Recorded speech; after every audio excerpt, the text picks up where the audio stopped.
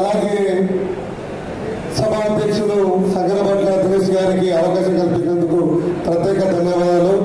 ఎందుకంటే ఈరోజు అభినందన సభ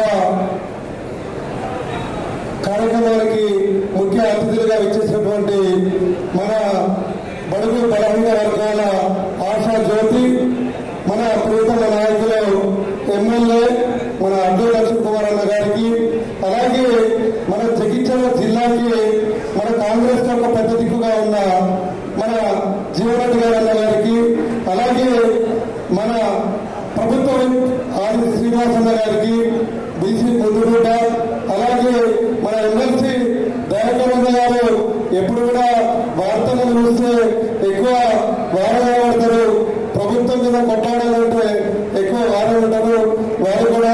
అలాగే రాష్ట్ర కార్పొరేషన్ చైర్మన్ అనిల్ కుమార్ గారికి ప్రత్యేకంగా, మిగతా వారందరూ కూడా ప్రత్యేకంగా ధన్యవాదాలు తెలియజేస్తూ, గత బీసీలు విద్య ఉద్యోగ రాజకీయ రంగాల్లో అభివృద్ధి చెందాలని చెప్పి బీసీలు, బీసీ సామాజిక వర్గాలు, బీసీ సంఘాలు అనేక సంవత్సరాల నుండి ఉద్యోగాలు చేపిస్తున్నప్పటికీ ఏ ప్రభుత్వం కూడా పట్టించుకోకుండా కూడా మన జిల్లా స్థాయిలో జిల్లాలో ప్రతిపక్ష హోదాలో ఉండి జిల్లా అధ్యక్షుగా వ్యవహరిస్తున్నప్పుడు జిల్లా బీసీ సంఘం ఆధ్వర్యంలో దీక్షలు ధర్నాలు వ్యవస్థగా చేసినప్పుడు అప్పుడు ఒక జిల్లా అధ్యక్షుడిగా ఉన్న మన అడ్డూ లక్ష్మణ్ కుమార్ గారన్న గారు వచ్చి బీసీల పక్షాన ఏ ఉద్యమం కానీ, ఏ ధర్నా కానీ, ఏ రాష్ట్రంతో ఉన్నా కానీ నేనుంటా అని చెప్పి బీసీల సంఘానికి గత కొన్ని సంవత్సరాలుగా మనకు ముందుండి అడ్డూ లక్ష్మణ్ కుమార్ అన్న గారు సంఘీభావం తెలపడం జరిగింది వారికి. అలాగే ఏ రోజు కూడా బీసీల అంశంలో ప్రత్యేకంగా రాష్ట్ర శాసనసభలో ఒక ఎమ్మెల్సీగా వారి యొక్క బీసీల హక్కుల మీద గలం వినిపించిన మొదటి ఏకైక వ్యక్తి ఒక రెడ్డిగా ఉంది మన జీవరెడ్డి గారు. వారు మొట్టమొదటి బీసీల అంశాన్ని లేవనెత్తింది కాబట్టి వారి యొక్క గొప్పతనాన్ని తెలియడానికి నా కోర్టులో కేసులు ఉన్నప్పటికీ కూడా ఇది బీసీల అంశం, మన బీసీల అభివృద్ధి కోసం కాంగ్రెస్ ప్రభుత్వం వేలాదిగా కృషి చేస్తున్నప్పుడు ఎన్నో ఇబ్బందులు కూడా ఇలా మిగతా పార్టీలకు గురి చేసినప్పటికీ కూడా కాంగ్రెస్ ప్రభుత్వం ఆ రోజు ఎన్నికల్లో ఏదైతే 42% రిజర్వేషన్ లో బీసీలకు ఇస్తాం, బీసీలు కూడా ఏదో పల్లెలు గొర్రెలు కాకుండా గత టీఆర్ఎస్ ప్రభుత్వానికి చిత్తశుద్ధి అప్పుడు రిజర్వేషన్ కల్పించే చిత్తశుద్ధి లేదు.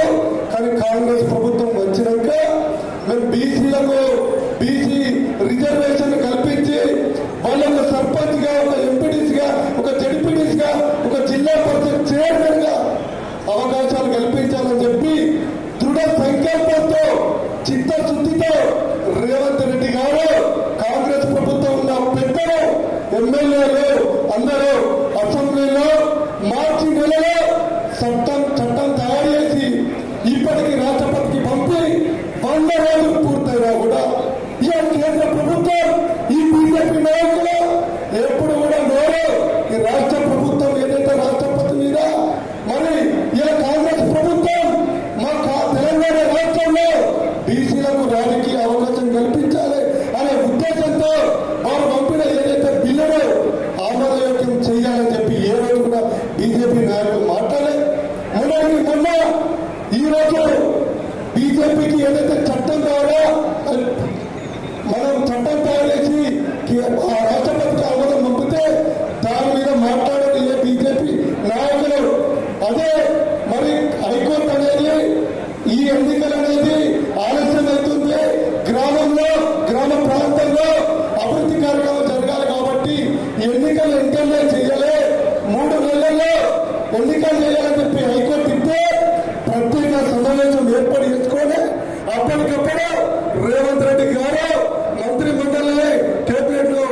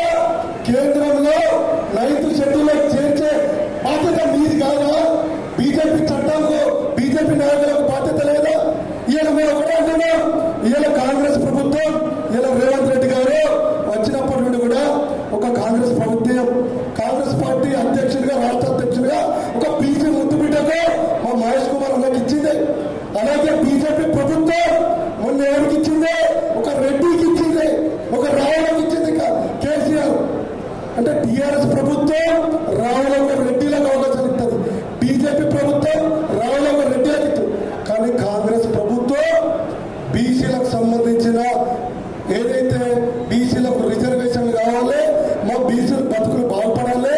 వీళ్ళకప్పుడు టీఆర్ఎస్ ప్రభుత్వం అరే గొర్రెలు కాసుకోరా బర్రెలు కాసుకోరా అన్నట్టు కావద్దు. మా బీసీలు కూడా రాజ్యాధికారం ఎదగాలి.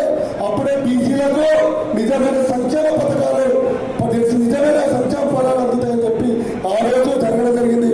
ఒకటే మేము ఇప్పుడు సభాముఖంగా మేము తెలియజేస్తున్నాం, మేమందరం ఈ రోజు బీజేపీ ప్రభుత్వం కానీ టీఆర్ఎస్ ప్రభుత్వం కానీ ప్రభుత్వ పథకాలలో ఆ రోజు ఇందిరమ్మ ఇండ్లు కావచ్చు, రేషన్ కార్డుల విషయంలో కావచ్చు, ఏదైతే మనం ఇళ్లకు సంబంధించిన డబుల్ బెడ్రూమ్లు అని చెప్పిర్రో ఒక్క డబుల్ బెడ్రూమ్లో కానీ ఎవరన్నా ఒక్కరు నివాసం ఉంటున్నా ఒకసారి ఆలోచించాలి.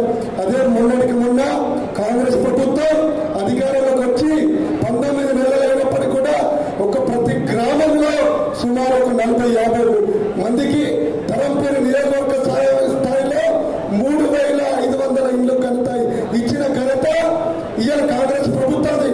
ఇవాళ లక్ష్మణ్ కుమార్ గారు వారు అధికారంలోకి వచ్చినప్పుడు ఏ మధ్య తరగతి కుటుంబాలను కూడా దగ్గర తీసుకొని పార్టీలకు అతీతంగా టీఆర్ఎస్ కానీ బీజేపీ కానీ ఎవరైనా కానీ ఏ సమస్య వచ్చినా నేను అందరి తరఫున ఉన్నాను.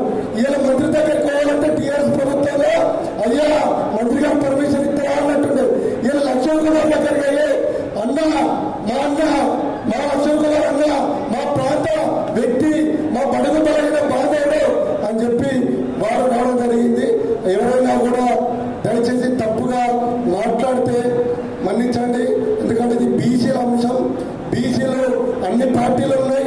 అన్ని పార్టీలు ఏం చెప్తుందంటే ఎన్నికల ఓట్ల కోసం, స్థానిక ఎన్నికల్లో గెలవడం కోసం, బీసీల హక్కుల కోసం కొట్లాడుతున్నట్టు సున్నాయి నొక్కులు నొక్కుతున్నాయి తప్ప ఇలా టీఆర్ఎస్ 10 సంవత్సరాలు ఉన్న టీఆర్ఎస్ ప్రభుత్వం 33% ఉన్న రిజర్వేషన్ 22% తగ్గించిన ఘనత టీఆర్ఎస్ ప్రభుత్వం. వాళ్ళ టీఆర్ఎస్ ప్రభుత్వం టీఆర్ఎస్ నాయకులకు ఈ బీసీ రిజర్వేషన్ల మీద మాట్లాడే నైతిక హక్కు కూడా లేదు. అలాగే బీజేపీ అధికారంలో ఉన్నది బాధ్యత ఉంది. మా కాంగ్రెస్ ప్రభుత్వం మా స్థానిక ఎమ్మెల్యేలు చట్టం తయారు చేసి రాష్ట్రపతి పంపించింది. మీరు ఆ చట్టాన్ని అమలు చేసే బాధ్యత మీదే ఉంది. 9th షెడ్యూల్లో చేర్చే బాధ్యత కూడా మీదే ఉంది. బీజేపీ నాయకులారా, మీరు గ్రామంలో స్థానికంగా సర్పంచులు ఎంపీడీసీలున్నా ఈసారి మా బీసీ రిజర్వేషన్ల గిట్ట పడినా కూడా పార్టీలకు ఖచ్చితంగా ఎక్కడ బీసీ పోటీ చేస్తే ఆ బీసీ నాయకులనే గెలిపించుకున్నారని చెప్పి ఈ సందర్భంగా తెలియజేస్తూ ఇట్టి అవకాశం కల్పించిన గౌరవ మంత్రివర్యులు అట్ల లక్ష్మణ్ కుమార్ అన్న గారికి, అలాగే ఎమ్మెల్సీ జీవరెడ్డి గారికి, అలాగే ఎమ్మెల్సీ దయాకర్ గారికి, మా ప్రభుత్వం ఆశీర్వాద గారికి